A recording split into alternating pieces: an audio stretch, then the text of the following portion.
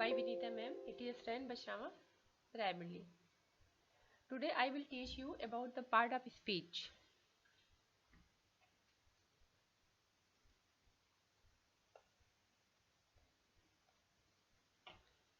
There are 8 part of speech. 8 प्रकार के part of speech होते हैं. First is noun, जिसे संज्ञा भी कहते हैं. दूसरा है adjective, मतलब विशेषण. तीसरा pronoun, सर्वनाम. verb, क्रिया. adverb, क्रिया विशेषण. preposition, संबंध सूचक अवयव. conjunction, समुच्चय बोधक अवयव. और लास्ट इज इंटरजेक्शन, जिसे हम विस्मयादि बोधक अवयव भी कहते हैं. नाउन, सबसे पहले हम आपको बताएंगे नाउन के बारे में. जैसा कि आप सब जानते होंगे कि नाउन क्या होता है, संज्ञा किसे कहते हैं. Naming word are called noun. मतलब किसी भी चीज का, किसी भी के नाम को, चाहे किसी व्यक्ति का नाम हो, वस्तु का नाम हो, जगह का नाम हो, उसे हम संज्ञा कहते हैं. व्यक्ति में किसी भी व्यक्ति का नाम हो सकता है, किसी भी जगह, स्थान में किसी भी जगह का नाम हो सकता है, और वस्तु में कोई भी चीज हो सकती है. यहाँ पर कुछ एग्जाम्पल जैसे दिए हुए हैं, जैसे Akbar was a great king. यहाँ अकबर क्या है, एक नाम है, और किंग जो है राजा. तो यहाँ पर कौन से एक पहले वाक्य में कितने नाउन हुए, 2. दूसरा है Kolkata is situated on the bank of river Hooghly. तो कोलकाता जो शब्द है वो क्या है, स्थान है, जगह है. और रिवर हुगली, हुगली भी एक नदी का नाम है. तो ये दोनों वस्तु चीजें क्या हुई, ये नाउन हुई. द रोज स्मेल स्वीट, रोज एक पर्टिकुलर फूल का नाम है. तो यहाँ पर ये क्या हुई, संज्ञा. द सन शाइन्स ब्राइट, यहाँ पर सूरज क्या है, संज्ञा. हिज करेज, जब किसी व्यक्ति, किसी गुण को भी हम संज्ञा में लेते हैं, ये तो यहाँ पर courage, the his courage won him honour. तो करेज क्या हुआ, और ऑनर सम्मान क्या हुआ, ये नाउन हुआ.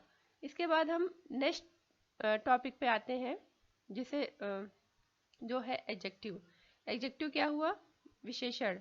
मतलब संज्ञा की जो विशेषता बताते हैं जो शब्द, उनको हम क्या कहेंगे, विशेषण. संज्ञा के अर्थ में जो कुछ वृद्धि करने वाले शब्द होते हैं वो क्या कहलाते हैं, विशेषण. विशेषण क्या हुआ, जो नाउन की विशेषता बताता है. नाउन या प्रोनाउन की विशेषता बताने वाले शब्दों को विशेषण कहते हैं. तो जैसे he is a brave boy, ठीक है. तो यहाँ पर बॉय की विशेषता कौन बता रहा है, कौन सा शब्द बता रहा है, ब्रेव. तो ब्रेव क्या हुआ, एडजेक्टिव हुआ. There are 20 boys in this class, boys क्या हुआ, संज्ञा. और उस कितने, मतलब बच्चों की विशेषता कौन बता रहा है, 20. मतलब इस क्लास में, कक्षा में 20 बच्चे हैं. तो यहाँ पर ब्रेव और 20 क्या हुआ, विशेषता बताने वाले शब्द हो गए. ठीक है. तो संज्ञा और सर्वनाम दोनों की विशेषता बताने वाले शब्द क्या कहलाते हैं, विशेषण कहलाते हैं. उसके बाद हमारा नेक्स्ट आएगा प्रोनाउन. प्रोनाउन यानी कि सर्वनाम वह शब्द होता है जो संज्ञा की जगह पर हम प्रयोग करते हैं. जैसे Seema is absent because she is ill. तो सीमा यहाँ पर क्या हुआ, नाउन है, नाम है. और इसके बाद हमने सीमा की जगह पर सीमा ना लिख करके क्या लिखा है, सी इज इल. तो यहाँ पर सीमा की जगह पर कौन सा शब्द प्रयोग हुआ, सी. सीमा अनुपस्थित है क्योंकि वह बीमार है. तो यहाँ पर वह जो शब्द है वो सीमा के स्थान पर आया है, यानी कि जो शब्द संज्ञा के स्थान पर प्रयोग हुआ वो क्या हुआ, she. The book are where you left them. तो बुक्स यहाँ पर क्या है, संज्ञा है. और हम बुक्स का उपयोग दोबारा ना करके हमने उसके लिए कौन सा शब्द यूज किया, देम. तो यहाँ पर देम क्या है, सर्वनाम है. तो मतलब जो शब्द हम संज्ञा के जगह पर प्रयोग करते हैं वो क्या होता है, सर्वनाम. उसके बाद हमारा अगला पार्ट ऑफ स्पीच क्या है? वर्ब। वर्ब क्या है?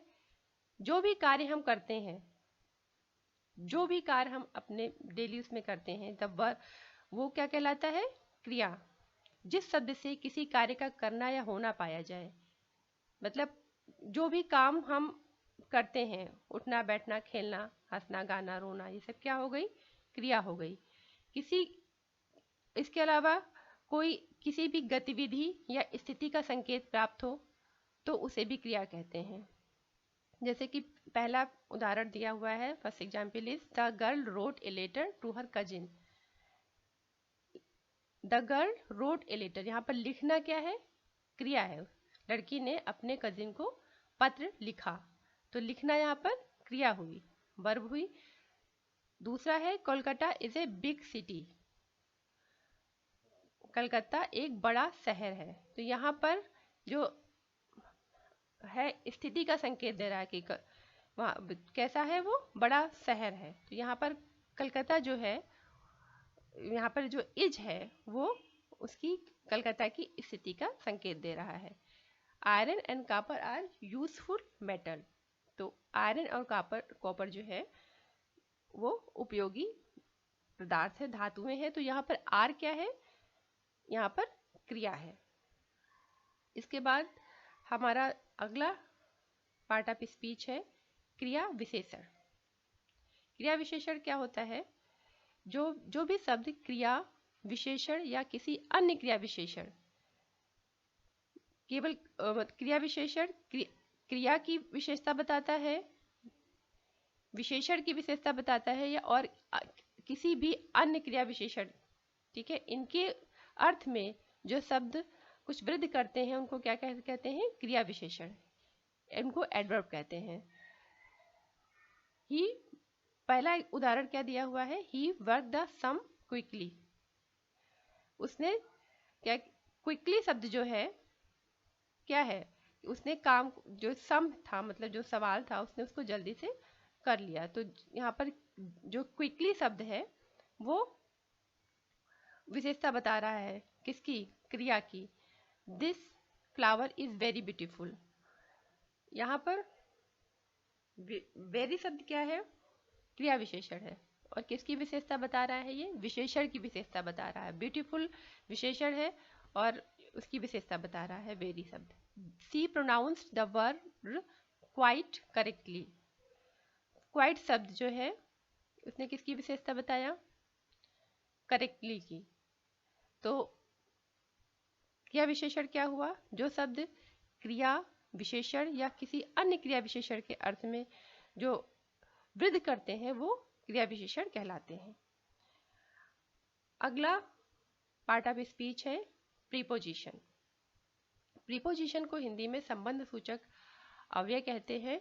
यह वह शब्द होता है जो नाउन या प्रोनाउन के साथ प्रयुक्त होता है और उसका उस वाक्य में जो दूसरा नाउन या प्रोनाउन आया है उससे जो है हमारा संबंध स्थापित करता है। संज्ञा या सर्वनाम के साथ प्रयुक्त होकर उस संज्ञा सर्वनाम द्वारा सूचित व्यक्ति या वस्तु का संबंध किसी अन्य संज्ञा सर्वनाम से प्रदर्शित करता है। जैसे देयर इज ए काऊ। अगर हम देयर इज ए काऊ ऐसे लिखते हैं तो क्या वहाँ एक गाय है, ठीक है। लेकिन द गार्डन को से हमने इसको जोड़ने के लिए कौन सा शब्द इस्तेमाल किया? इन।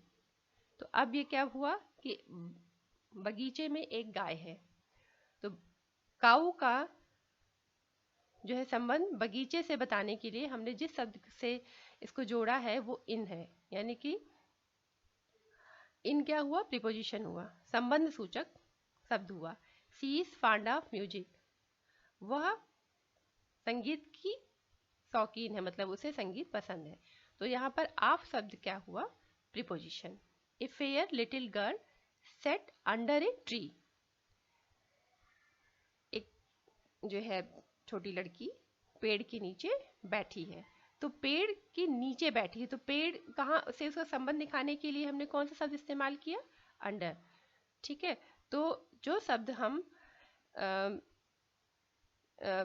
संबंध जोड़ने के लिए इस्तेमाल करते हैं वाक्य के अन्य संज्ञा सर्वनाम से, उसे हम कहते हैं प्रीपोजिशन।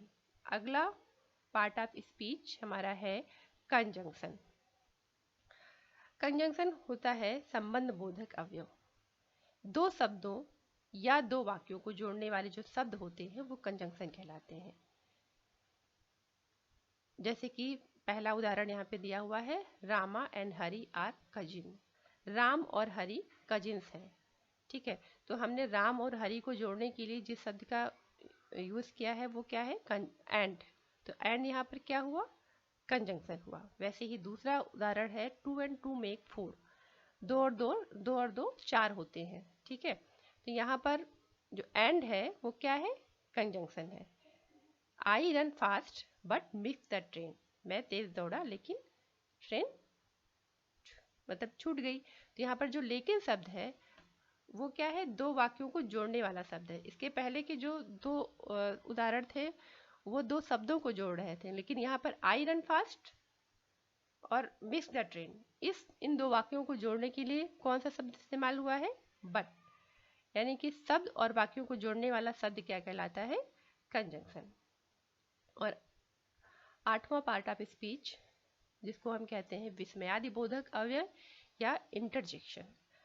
इंटरजेक्शन क्या होता है, जो शब्द जो हमारे अचानक हमारे हृदय से निकलते हैं, जो मनोभाव किसी भी खुशी की स्थिति को देखकर, किसी दुख को देख करके, या किसी ऐसी चीज को देख करके जिससे हमें अचानक कोई झटका सा लगे, हमारे हृदय के जो है अचानक जो मनोभाव उत्पन्न होते हैं, उन शब्दों को जो इस्तेमाल करते हैं तो वो होते हैं इंटरजेक्शन। और इंटरजेक्शन में मार्क ऑफ एक्सक्लेमेशन लगता है उस शब्द के लिखने के बाद। जैसे पहला जो उदाहरण है वो है, hurray we have won the match. तो हमने इसमें मार्क ऑफ एक्सक्लेमेशन लगाया है। और ये जो पहला शब्द है वो खुशी के लिए कि हम मैच जीत गए, और एलएस क्या है, वो दुख के लिए है, सी इज डेड। दुख है कि वो उसकी मृत्यु हो गई, वो मर गई। तो यहाँ पर क्या है, ये किसी सिचुएशन को देख करके, किसी स्थिति को देख करके हमारे हृदय से जो अचानक शब्द निकलते हैं वो होते हैं इंटरजेक्शन। तो इस तरह से पार्ट ऑफ स्पीच 8 होते हैं। इसके अलावा आर्टिकल्स भी जो है पार्ट ऑफ स्पीच में रहते हैं, जैसे ए एंड द है। इसके बारे में हम आपको अगले बारे उसमें बताएंगे। और अगले बार हम ये भी बताएंगे आपको नेक्स्ट उसमें कि नाउन के बारे में डिटेल से बताएंगे, क्योंकि अभी हमने केवल आपको समझाया है कि नाउन होता क्या है, सारे पार्ट ऑफ स्पीच की डिफिनेशन एक तरह से बताई है। और इसके बारे में विस्तार से हम अगले उसमें जानेंगे, अगली क्लास में। ओके।